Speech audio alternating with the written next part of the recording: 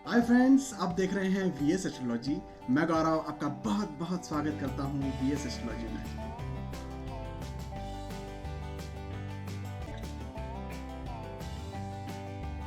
दोस्तों, इस वीडियो में हम बात करेंगे Rahu in fourth house. Rahu कुंडली के चौथे भाव या चौथे घर में होंगे तो क्या फल देंगे। दोस्तों, राहु के इस लेसन को शुरू करने से पहले आपको चार बातों का ध्यान रखना बेहद ज़रूरी है। पहली बात, राहु के किसी भी निष्कर्ष पर पहुंचने से पहले आप उसकी डिग्री देख लें। राहु जितना बलवान होगा, राहु की डिग्री जितनी बलवान होगी, उतने राहु ज़्यादा रिजल्ट देने के काबिल होगा। यदि चाहे वो नेगेटिव रिजल्ट दे रहा हो, चाहे पॉजिटिव रिजल्ट दे रहा हो। राहु की डिग्री जितनी कमज़ोर होगी, उतने राहु कम रिजल्ट देने के काबिल होगा, चाहे वो नेगेटिव हो चाहे पॉजिटिव हो। तो डिग्री ज़रूर देख लें राहु की।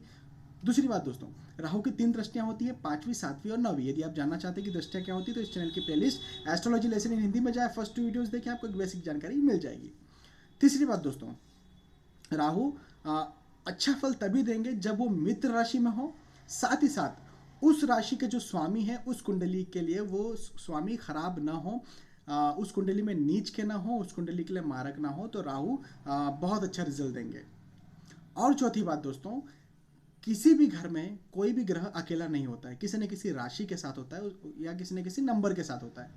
वो नंबर राशियां होती है, तो कोई भी ग्रह किसी भी घर में किसी न किसी नंबर या राशि के साथ होता है।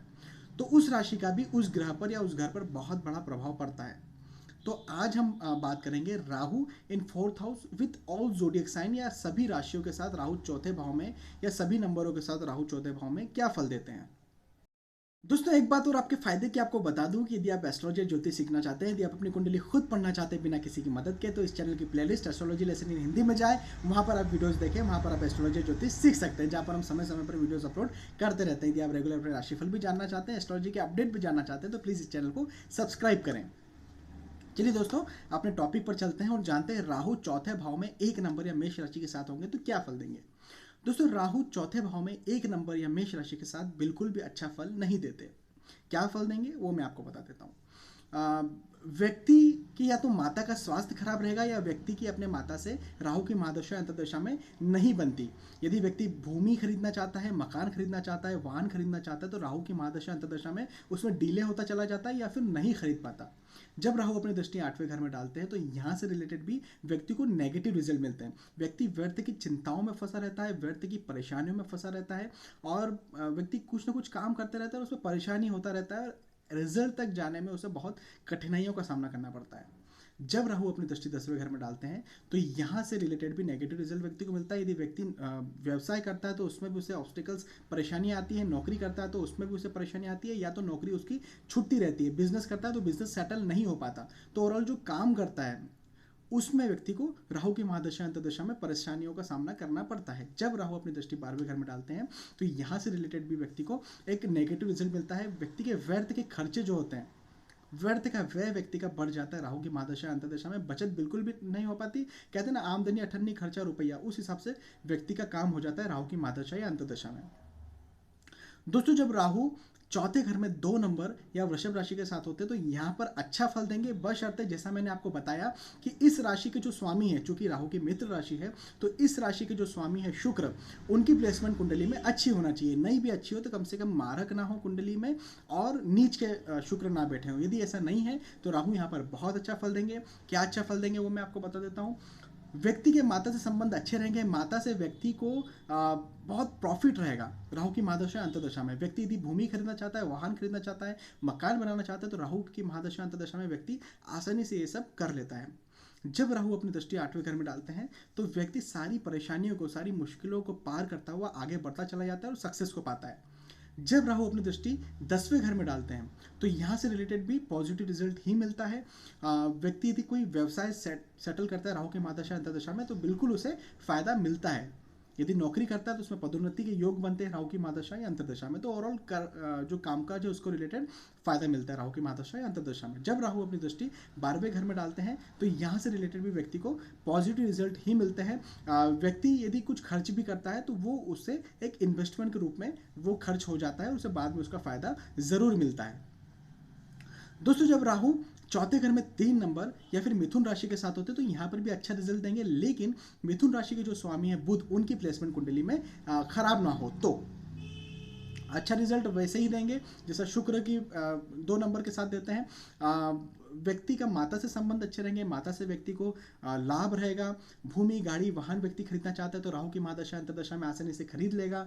जब राहु अपनी दृष्टि 8वें घर में डालते हैं तो व्यक्ति सारी परेशानियों को सॉल्व करता हुआ, सारी मुश्किलों को पार करता हुआ सफलता के लिए आगे बढ़ता चला जाता है। जब राहु अपनी दृष्टि 10वें घर में डालते हैं तो यहाँ से रिलेटेड भी पॉजिटिव रिजल्ट मिलता है। यदि व्यक्ति नौकरी करता है, यदि व्यक्ति व्यवसाय करता है तो उसमें भी व्यक्ति की उन्नति होती रहती है राहु की महादशा या अंतर्दशा में। जब राहु अपनी दृष्टि 12वें घर में डालते हैं तो व्यक्ति के जो खर्चे होते हैं वो इन्वेस्टमेंट के रूप में बदल जाते हैं और उसे उससे बाद में फायदा जरूर मिलता है। तो व्यर्थ खर्च को बिल्कुल यहाँ पर योग नहीं बनता।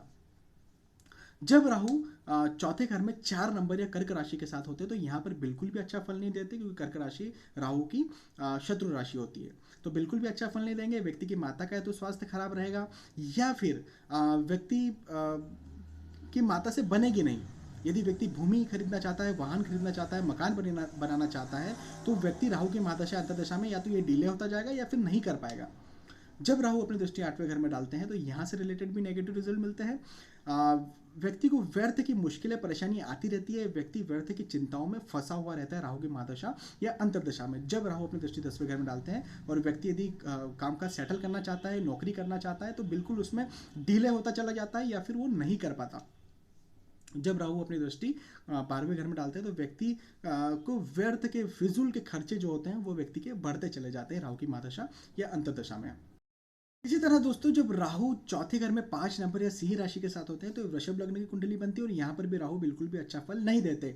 या तो व्यक्ति की माता का स्वास्थ्य खराब रहेगा या माता से व्यक्ति की दूरियां बढ़ती चली जाएगी राहु की महादशा या अंतर्दशा में।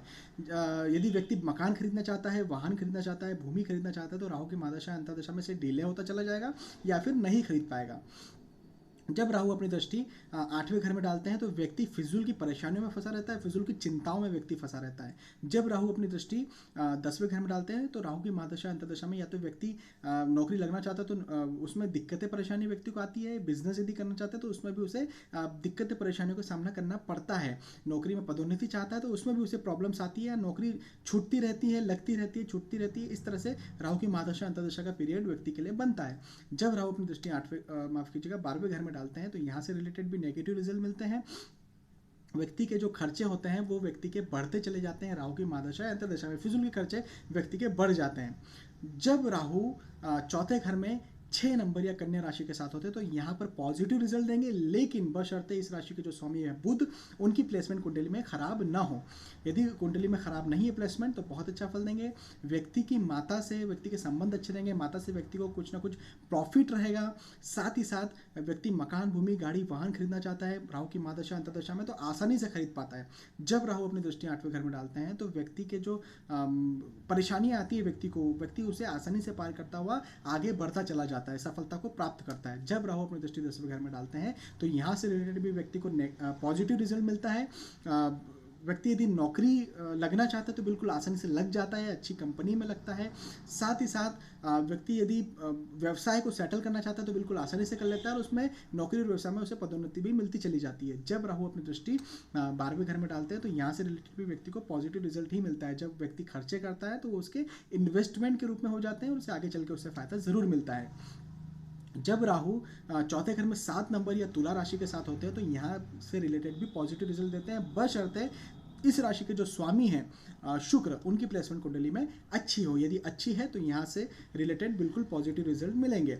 व्यक्ति की माता का स्वास्थ्य अच्छा रहेगा, माता से व्यक्ति की बनेगी, मकान, भूमि, गाड़ी, वाहन व्यक्ति आसानी से खरीद पाएगा राहु की महादशा अंतर्दशा में। जब राहु अपनी दृष्टि 8वें घर में डालते हैं तो यहाँ से रिलेटेड भी पॉजिटिव रिजल्ट मिलते हैं। व्यक्ति की जो परेशानियाँ आती है व्यक्ति उन परेशानियों को सॉल्व करता हुआ अपने पुरुषार्थ से आगे बढ़ता चला जाता है और सफलता को प्राप्त करता चला जाता है राहु की महादशा या अंतर्दशा में। जब राहु अपनी दृष्टि 10वें घर में डालते हैं तो व्यक्ति यदि नौकरी लगना चाहता है तो बिल्कुल आसानी से लग जाता है, व्यवसाय करना चाहता है तो बिल्कुल आसानी से सेटअप कर लेता है। तो नौकरी व्यवसाय को लेकर के भी राहु की महादशा अंतर्दशा का समय बहुत अच्छा रहता है व्यक्ति के लिए। जब राहु अपनी दृष्टि 12वें घर में डालते हैं तो यहाँ से रिलेटेड भी पॉजिटिव रिजल्ट मिलते हैं। व्यक्ति के जो खर्चे होते हैं वो बिल्कुल इन्वेस्टमेंट के रूप में हो जाते हैं और आगे चल के उन खर्चों से व्यक्ति को फायदा जरूर मिलता है। जब राहु चौथे घर में 8 नंबर या वृश्चिक राशि के साथ होते हैं तो यहाँ से रिलेटेड राहु एक नेगेटिव रिजल्ट देते हैं। व्यक्ति की माता का स्वास्थ्य या तो खराब रहेगा या माता से दूरी बढ़ जाएगी राहु की महादशा या अंतर्दशा में। साथ ही साथ मकान, भूमि, गाड़ी, वाहन व्यक्ति बिल्कुल परेशानियों के साथ खरीदेगा या फिर खरीद नहीं पाएगा। जब राहु अपनी दृष्टि 8वें घर में डालते हैं तो व्यक्ति को फिजूल की चिंताएं भी बनी रहती है, साथ ही साथ फिजूल की मुश्किलें, परेशानी भी व्यक्ति को बनी रहती है। जब राहु अपनी दृष्टि 10वें घर में डालते हैं तो यहाँ से रिलेटेड भी नेगेटिव रिजल्ट मिलते हैं। व्यक्ति यदि नौकरी करना चाहता है, यदि व्यवसाय को सेटल करना चाहता है तो बिल्कुल भी सेटल नहीं कर पाता, या फिर सेटल करता भी है तो उसमें उसे बड़ी परेशानियों का सामना करना पड़ता है और परेशानियों के बाद वो चीज़ सेटल हो पाती है राहु की महादशा या अंतर्दशा में। जब राहु अपनी दृष्टि 12वें घर में डालते हैं तो व्यक्ति के जो खर्चे होते हैं वो फिजूल के खर्चे व्यक्ति के बढ़ते चले जाते हैं और व्यक्ति को पता ही नहीं चलता कि वो कहाँ खर्च कर रहा है और कैसे खर्चे बढ़ गए। जब राहु चौथे घर में 9 नंबर या धनु राशि के साथ होते हैं तो यहाँ से रिलेटेड भी नेगेटिव रिजल्ट मिलते हैं, क्योंकि यहाँ पर राहु नीच के माने जाते हैं। नीच के हैं तो ऑब्वियसली खराब रिजल्ट ही देंगे। माता का तो स्वास्थ्य अच्छा नहीं रहेगा या माता से दूरियां व्यक्ति की बढ़ जाएगी। मकान, भूमि, गाड़ी, वाहन व्यक्ति बिल्कुल भी राहु की महादशा अंतर्दशा में खरीद नहीं पाता या खरीदने के लिए उसका समय भी अच्छा नहीं होता और उसे कई परेशानियों का सामना करना पड़ता है इनको रिलेटेड। जब राहु अपनी दृष्टि 8वें घर में डालते हैं तो यहाँ से रिलेटेड भी एक नेगेटिव रिजल्ट मिलता है। व्यक्ति को व्यर्थ की चिंताएं बनी रहती है, व्यर्थ की परेशानियां व्यक्ति को बनी रहती है राहु की महादशा अंतर्दशा में। जब राहु अपनी दृष्टि 10वें घर में डालते हैं और व्यक्ति यदि नौकरी लगना चाहता है या व्यवसाय को सेटल करना चाहता है तो बिल्कुल भी आसानी से नहीं कर पाता ये चीज़ राहु की महादशा या अंतर्दशा में। बहुत परेशानियां व्यक्ति को आती है। जब राहु अपनी दृष्टि 12वें घर में डालते हैं तो यहाँ से रिलेटेड भी नेगेटिव रिजल्ट मिलता है। व्यक्ति के व्यर्थ के जो फिजूल के जो खर्चे हैं वो व्यक्ति के बढ़ते चले जाते हैं राहु की महादशा या अंतर्दशा में। जब राहु चौथे घर में 10 नंबर या फिर मकर राशि के साथ होते हैं तो यहाँ पर पॉजिटिव रिजल्ट देंगे, बशर्ते इस राशि के जो स्वामी है शनि उनकी प्लेसमेंट कुंडली में खराब ना हो। तो क्या अच्छे फल देते हैं वो मैं आपको बता देता हूँ। व्यक्ति की माता का स्वास्थ्य अच्छा रहेगा, माता से व्यक्ति को प्रॉफिट रहेगा। मकान, भूमि, गाड़ी, वाहन व्यक्ति आसानी से खरीद पाएगा और इससे उसको लाभ भी ज़रूर मिलेगा मकान, भूमि, गाड़ी, वाहन से। जब राहु अपनी दृष्टि 8वें घर में डालते हैं तो व्यक्ति जो फिजूल की परेशानियां आती हैं, मुश्किलें आती हैं, उनको आसानी से पार करता हुआ सफलता के लिए आगे बढ़ता चला जाता है। जब राहु अपनी दृष्टि 10वें घर में डालते हैं तो और व्यक्ति यदि नौकरी लगना चाहता है तो बिल्कुल आसानी से और अच्छी जगह पर प्लेस्ड हो जाता है। साथ ही साथ यदि व्यवसाय को सेटल करना चाहता है तो बिल्कुल आसानी से और बहुत अच्छी तरह से व्यवसाय को सेटल कर पाता है राहु की महादशा या अंतर्दशा में। जब राहु अपनी दृष्टि 12वें घर में डालते हैं तो यहाँ से रिलेटेड भी पॉजिटिव रिजल्ट मिलता है। व्यक्ति के जो खर्चे होते हैं वो इन्वेस्टमेंट में बदल जाते हैं और उससे उसे जरूर फायदा मिलता है भविष्य में। जब राहु चौथे घर में 11 नंबर या कुंभ राशि के साथ होते हैं तो यहाँ पर भी अच्छा फल देते हैं, बशर्ते इस राशि के जो स्वामी है शनि उनकी प्लेसमेंट कुंडली में खराब ना हो। सेम वही फल देते हैं जो 10 नंबर या मकर राशि के साथ होते हैं तो देंगे। व्यक्ति की माता का जो स्वास्थ्य है वो अच्छा रहेगा, माता से व्यक्ति को कुछ न कुछ फायदा रहेगा। साथ ही साथ मकान खरीदना चाहता है, भूमि खरीदना चाहता है, वाहन खरीदना चाहता है तो बिल्कुल आसानी से व्यक्ति खरीद लेता है। जब राहु अपनी दृष्टि 8वें घर में डालते हैं तो व्यक्ति को जो परेशानी आती है उसे सॉल्व करता हुआ व्यक्ति आगे बढ़ता चला जाता है। जब राहु अपनी दृष्टि 10वें घर में डालते हैं तो नौकरी और व्यवसाय को लेकर के भी राहु की महादशा अंतर्दशा का समय व्यक्ति के लिए बहुत अच्छा रहता है, बहुत शानदार रहता है। आसानी से व्यक्ति नौकरी कर पाता है, व्यवसाय आसानी से व्यक्ति सेटल कर पाता है। जब राहु अपनी दृष्टि 12वें घर में डालते हैं तो व्यक्ति के जो खर्चे होते हैं वो उसके इन्वेस्टमेंट के रूप में बदल जाते हैं और उससे भविष्य में जरूर कुछ ना कुछ प्रॉफिट मिलता ही मिलता है।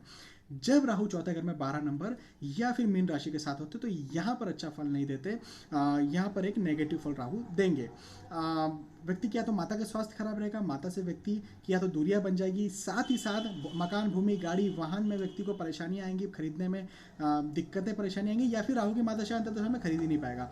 जब राहु अपनी दृष्टि 8वें घर में डालते हैं तो व्यक्ति फिजूल की चिंताओं में फंसा रहता है, फिजूल की परेशानियों में फंसा रहता है राहु की महादशा अंतर्दशा में। जब राहु अपनी दृष्टि 10वें घर में डालते हैं तो नौकरी और व्यवसाय भी व्यक्ति का सेटल नहीं हो पाता राहु की महादशा या अंतर्दशा में। जब राहु अपनी दृष्टि 12वें घर में डालते हैं तो व्यक्ति के जो खर्चे होते हैं, व्यर्थ के खर्चे व्यक्ति के बढ़ते चले जाते हैं। आमदनी अठन्नी, खर्चा रुपया जैसे व्यक्ति के हालत हो जाती है। चलिए दोस्तों, आपने वीडियो देखा, आपका बहुत बहुत धन्यवाद। दोस्तों एक बार फिर मैं आपके फायदे की आपको बात बता दूं कि यदि आप एस्ट्रोलॉजी और ज्योतिष सीखना चाहते हैं, यदि आप अपनी कुंडली खुद पढ़ना चाहते हैं बिना किसी की मदद के, तो इस चैनल की playlist astrology lesson in Hindi में जाओ, वहाँ पर वीडियोस देखें। हम समय समय पर वहाँ पर वीडियोस अपलोड करते रहते हैं। दोस्तों यदि आप अपने रेगुलर राशिफल भी जानना चाहते हैं, एस्ट्रोलॉजी के अपडेट जानना चाहते हैं, जैसे शनि साढ़े साथी, ग्रहों के गोचर, चंद्र ग्रहण, सूर्य ग्रहण इत्यादि, तो प्लीज़ इस चैनल को सब्सक्राइब करें। दोस्तों एक बार फिर से आपका ये वीडियो देखने के लिए बहुत बहुत धन्यवाद। Bye bye.